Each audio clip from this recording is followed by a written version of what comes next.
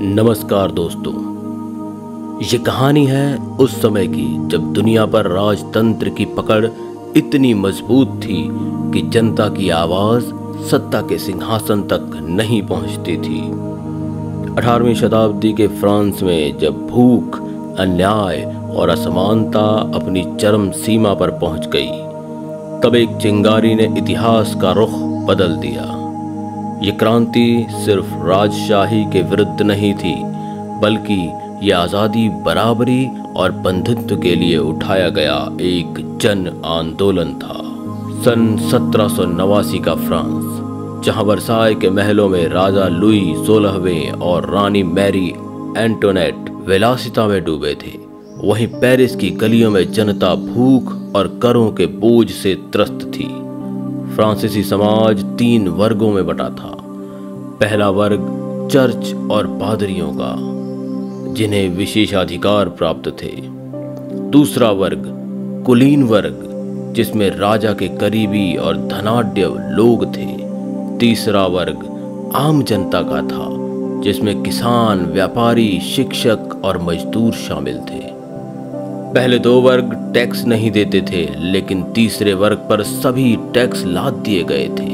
यही नहीं, जीवन के हर मोड़ पर उन्हें अपमान और शोषण झेलना पड़ता था। इस असमानता ने असंतोष की आग को भड़काना शुरू किया।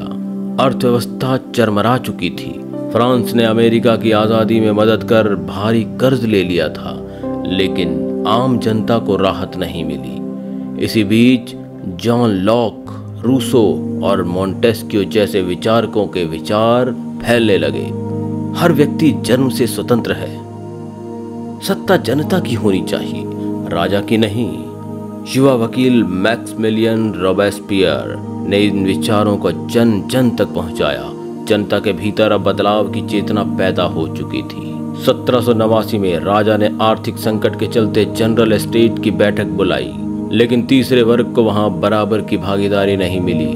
तीसरे वर्ग ने विद्रोह करते हुए स्वयं को नेशनल असेंबली घोषित किया और टेनिस कोर्ट में शपथ ली, जब तक हमारा संविधान नहीं बनेगा हम नहीं हटेंगे। यह शपथ बनी क्रांति की पहली औपचारिक घोषणा। 14 जुलाई 1789 को हजारों लोग पेरिस की सड़कों पर उतर आए और बास्तील किले पर धावा बोल दिया। बास्तील, जो राजा के आतंक का प्रतीक था, ध्वस्त कर दिया गया। यह दिन फ्रांसीसी क्रांति की निर्णायक शुरुआत बन गया। इसके बाद 5 अक्टूबर 1789 को पेरिस की हजारों महिलाएं रोटी की मांग को लेकर वर्साय पहुंची। उन्होंने राजा को पेरिस लाने पर मजबूर कर दिया। अब सत्ता पहली बार सीधे जनता की निगरानी में आ गई थी।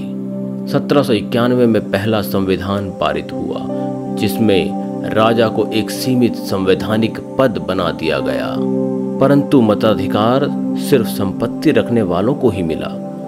चर्च की संपत्ति जब्त कर ली गई और पादरियों से राज्य के प्रति वफादारी की शपथ ली गई। इससे ग्रामीण इलाकों में असंतोष और विद्रोह फैल गया। इसी दौरान ऑस्ट्रिया और प्रशिया ने फ्रांस पर हमला कर दिया। उन्हें डर था कि फ्रांसीसी क्रांति उनके राजतंत्र को भी प्रभावित करेगी। युद्ध की विभीषिका ने क्रांति को और अधिक उग्र बना दिया। 10 अगस्त 1792 को ट्यूलरीज महल पर जनता ने हमला किया। राजा लुई 16वें और रानी को गिरफ्तार कर लिया गया। जनवरी 1793 में राजा और अक्टूबर में रानी को गिलोटीन पर चढ़ा दिया गया। अब सत्ता आई जैकोबियन क्लब और रॉबेस्पियर के हाथों में। 1793 से 1794 तक का समय कहलाया रेन ऑफ टेरर, आतंक का युग। हजारों लोगों को गिलोटीन पर भेजा गया, जिन पर क्रांति विरोधी होने का संदेह था। सितंबर 1792 में सितंबर हत्याकांड में सैकड़ों कैदियों का जनसंहार हुआ। रॉबेस्पियर ने कहा, क्रांति को बचाने के लिए भय जरूरी है, लेकिन अंततः वो खुद भी जनता के क्रोध का शिकार बना और 1794 में गिलोटीन पर चढ़ा दिया गया। 1795 में एक नया संविधान बना और डायरेक्टरी नामक पंचायती सरकार स्थापित हुई। 3 क्रांतिकारी मूल्य अब समाज की आत्मा बन चुके थे: स्वतंत्रता, समानता और बंधुत्व। हालांकि डायरेक्टरी भ्रष्ट और अक्षम साबित हुई, इस अस्थिरता के बीच एक नया नायक उभरा नेपोलियन बोनापार्ट। 1799 में उसने तख्ता पलटकर सत्ता संभाली और 1804 में खुद को सम्राट घोषित कर दिया। लेकिन उसकी नीति में क्रांति के कई सिद्धांत जिंदा रहे, जैसे कानून के समक्ष समानता, प्रतिभा के आधार पर नियुक्तियां, शिक्षा और प्रशासनिक सुधार। नेपोलियन ने यूरोप के कई देशों में क्रांति के विचारों को फैलाया, लेकिन उसकी महत्वाकांक्षा अंततः उसे पतन की ओर भी ले गई। फ्रांसीसी क्रांति ने न सिर्फ फ्रांस बल्कि पूरी दुनिया को हिलाकर रख दिया। ये क्रांति थी मानव गरिमा और अधिकारों की घोषणा की। Declaration of the rights of man and citizen ने लोकतंत्र का आधार बनाया। राजतंत्र का अंत और गणराज्य की अवधारणा फैली।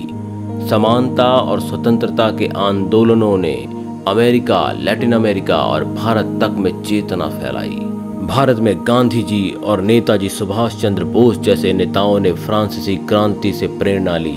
उन्होंने भी अन्याय के विरुद्ध आवाज उठाई और स्वतंत्रता के लिए आंदोलन खड़ा किया।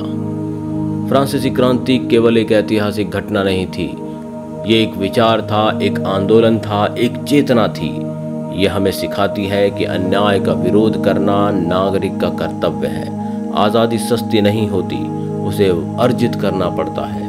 सच्चा बदलाव तभी आता है जब जनता जागरूक हो और संगठित हो। आज जब हम लोकतंत्र, स्वतंत्रता और समानता की बात करते हैं तो हमें ये याद रखना चाहिए कि इन शब्दों की नींव उन्हीं गलियों में पड़ी जहां जनता ने पहली बार क्रांति की पुकार लगाई थी। फ्रांसीसी क्रांति इतिहास की नहीं, भविष्य की कहानी है, हर पीढ़ी के लिए।